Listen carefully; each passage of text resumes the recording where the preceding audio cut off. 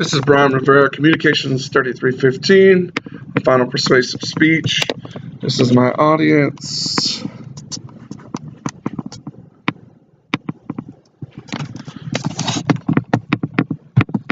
So, final speech, and here we go.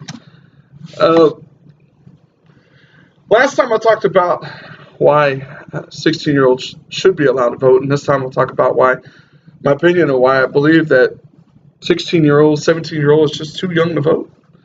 You know, and when it comes to voting, President Abraham Lincoln, and quoting, said, "Elections belong to the people. It's their decision. If they decide to turn their back on the fire and burn their behinds, then they will just have to sit on their blisters." I got that from Goodreads.com. Even the 16th president understood that elections were for the people. So many former presidents and politicians have speeches framed about the importance of voting. So I assume that voting's pretty much been important. It helped get those presidents and politicians elected, so it is important. So should we allow adolescents to take part in this method? For something as important as voting in the United States, allowing 16 and 17-year-olds the chance to vote can open the door to young minds that are truly not ready to vote. Also, this can open up a can of worms to a big issue where adding the population of 16 and 17-year-olds truly will not make a difference at all and just make a bigger mess. In November of this year, those of us that are registered to vote will get the chance at the polls to help elect a new president, possibly a new Congress, a new Senate, and hopefully quite a few more from your state and local elections. In 2008, 62.3% of eligible voters here in the United States went to the polls to vote in the general election. I remember personally leaving work early to be one of those people. In 2012, only 57 changed from 62.3 to 57.5 in 2012. Voters, amount of voters went to the polling during this general election, and that's according to Bipartisan Policy Center. Were you one of those 57.5 that voted in 2012?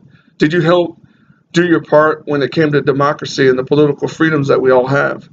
Many organizations supporting 16 and 17-year-olds feel that if 16 and 17-year-olds can be tried as adults, get driver's license, pay taxes, then they should be able to vote. In 2012, 129,085,403 people came out to vote out of 235,248,000 that are part of the voting age here in the United States. And these people, the 129 million, went to the polls in the general presidential election to go vote. That's according to presidencyuscb.com or .edu. According to now this is where it gets tricky. According to the 2010 census, there are roughly 11,020,171,000 of 16 and 17-year-olds that some people and organizations said that were able to vote. How many do you think would actually have shown up if it was different? And I got that number from census.gov. Let's say nationwide 16 and 17-year-olds were already allowed to vote. Would 11 million more votes make a difference? Elections are important, and even if teenagers do not take it serious, it really can make a huge outcome. While substituting in a local high school one time, it was an American history class, I remember I was full of sophomores and juniors, and if I gave you $100 right now, I told these kids, if I give you $100 right now to vote for a person your parents are not voting for, would you do it? A class of 25 kids, they all said, sure, whatever. And they actually told me they would. It was funny because they were so easily persuaded. If we allow 16 and 17-year-olds to vote, they might not understand the importance of voting and can easily be persuaded by lobbyists. And even if we get those 11 million to come vote that are eligible to vote, over 200 million might not even make it. Versus 200 million, it might not even make a difference at all if they show up. It might seem like an opinion of mine, but there are many facts supporting that 16 and 17-year-olds do not understand the power of voting quite yet and are easily targeted by lobbyists. And they're also targeted by credit card companies, just like they were targeted by credit card companies in the 1990s. We'll talk about in a little bit. If the argument is that it'll bring more votes to help decide elections, the numbers show that this statistically isn't correct at all. The voting is a process that was designed to keep our system of government working. This is something that should not be taken lightly. A lot of people think that voting is a right. It's actually a responsibility also. The right to vote is not just saying it's actually, the right to vote is not just a saying, it's actually in our Constitution.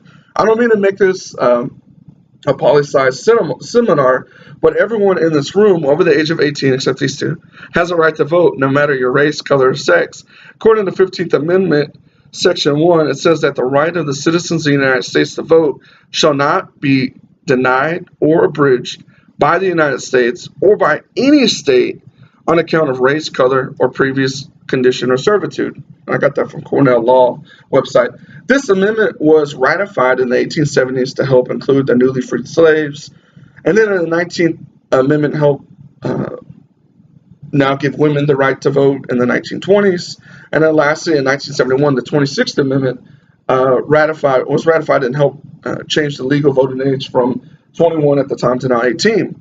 Not just in the United States, but even in the British House of Commons feel that 16 and 17-year-olds swayed to one side can make a huge significance, especially with someone so sensitive like something so sensitive like the European Union referendum that they had the vote back in June.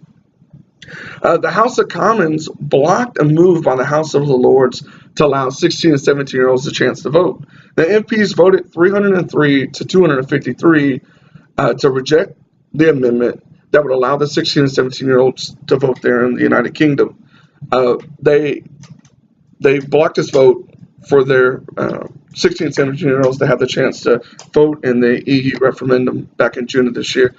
British Liberal Democrats, along with their Labour peers in the Lords, attempted to extend the voting age to 16, saying, and I quote, young people would be most affected by the decisions, and many should take part in the vote as possible. Here's politics for you, but some of the British Parliament felt that because recent polls showed that voters 16 and 17 actually favored one side more than the other, they felt that allowing 16 and 17-year-olds to vote would actually make a huge difference and go from one side instead of the other, and that's not what they wanted. This vote was so important that 303 people in the British Parliament, would vote to block 16 and 17-year-olds from voting. This was done because they wanted a fair vote, and the British understand the importance of voting. This stands true here in the United States. Allowing 16 and 17-year-olds to vote would play a vital role in the election and should not be taken lightly, so to speak. Voting is a responsibility, like I said earlier. It is not just a right. It's a responsibility. Letting 16 and 17-year-olds vote is possibly for their own good, because it is hard to allow someone to vote that can be easily persuaded. In all honesty, 16 and 17-year-olds neither intellectually nor emotionally developed enough for the responsibility of something that important as voting. Now, for a minute, I'm going to sound like Bill Nye, the science guy, but there's actually scientific data that actually helps me prove that teenagers are actually easily persuaded. This is actually pretty interesting, but according to the Harvard Magazine research, where I got this from, research says that during the past 10 years, powered by technologies such as functional magnetic resonance imaging, has revealed that young brains have both fast-growing synapses and sections that remain unconnected. This leaves teens easily influenced by their environment and more prone to impulsive behavior, even without the impact of souped-up hormones and genetic or family predispositions. So what they're pretty much saying is, you always hear people quote that young minds are so easily persuaded and young minds are so precious. Well, this is why. Most programs that we create, if you think about it, like DARE and like the CPA we have here, all those we're trying to help the kids stay away from peer pressure. And that's why we create programs for young teenagers, because they're easily persuaded. They're targeted a lot as they grow and learn, and that's why you see that a lot in high schools, junior highs. The United States Congress also seen a issue with college students and this is true, with college students 21 years and young being easily persuaded by credit card companies. The 110th Congress introduced the Credit Card Accountability, Responsibility, and Disclosure Act of 2009. That's a mouthful. And they added a provision that would protect young minds, according to bankrate.com. One of the provisions in the bill called for a co-signer for anyone that was 21 years and younger and that was trying to get approved for credit cards. The purpose of this bill was actually to protect young people who lacked the means and knowledge to handle credit cards. Statistics was showing at that time that this type of mishandling and the lack of knowledge was leading to a large amount of debt before these students would even leave college. According to bankrate.com, there was a Sally Mae study that said that college students carried an average balance of $3,173 on their credit cards last year, and that was a record high since the first analysis in 1998. That was a whooping 82% that's revolved balance each month, and so that was since 2009. That's been one of Congress's ideas, to try to help get that taken care of. So now, I remember you used to go to the college campuses and they would be everywhere trying to sell you this, and you get a free pizza if you sign up for credit cards. Well, they're not allowed to do that anymore. No one wants to make this a pick on everyone that's under the age of 21 or between the ages of 16 and 17 years old. However, so far, we've learned that the legitimate facts, not just theories, that show how easy this group is attacked and persuaded. I know as a parent, I see my children as a responsibility. I'm responsible for watching them. I remember when me and my wife felt my son was ready to ride his bike, we had a responsibility to him. Had we let him at 2 years old, which he wanted to, ride a big bike at 2, then and was seriously injured, it would have been our responsibility for allowing him to do that so young. So when he turned 5 and we felt he was responsible enough, we did that. We allowed him to. It is our responsibility as adults to help pave the way for the younger generation and help teach them for what is to come. A responsibility like voting is a huge responsibility, that's for sure. So even if one day Congress decides to allow 16 and 17-year-olds to vote in a general election, would the amount of voters really make an impact at all?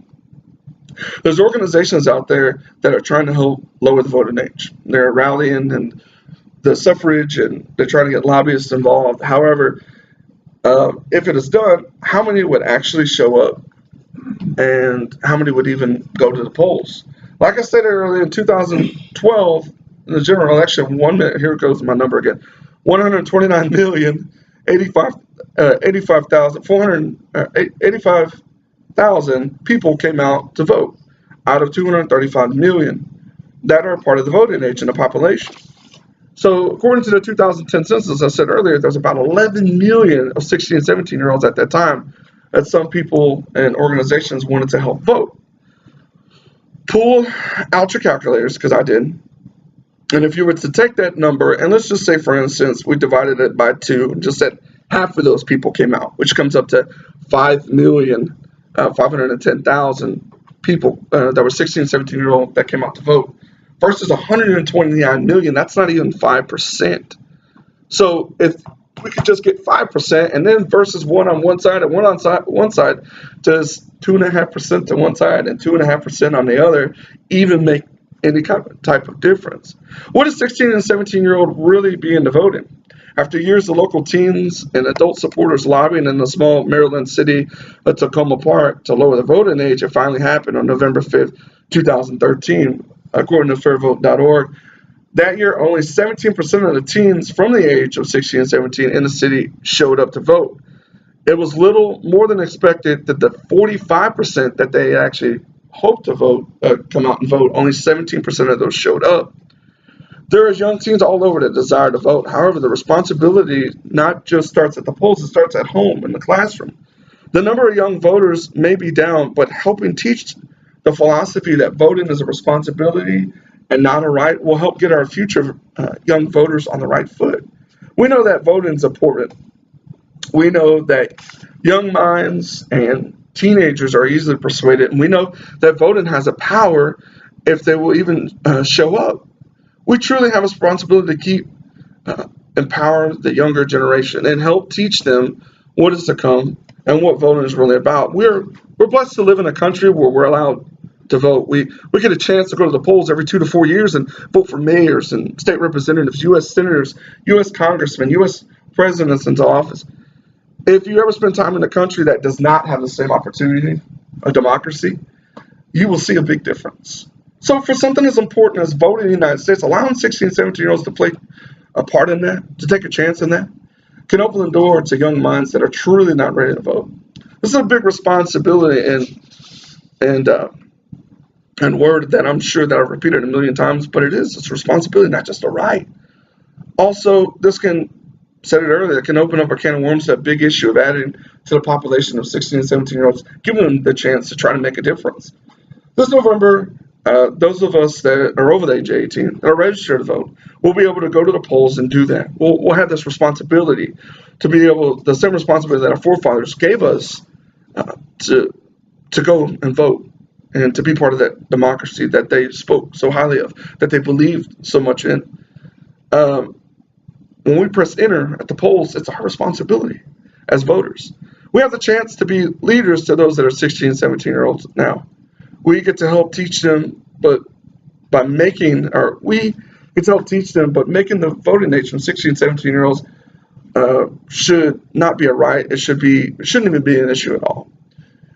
You all in here can help make the difference and help mold the younger generation that will be the next leaders of this country. Will you do your part? The future lies within all of us.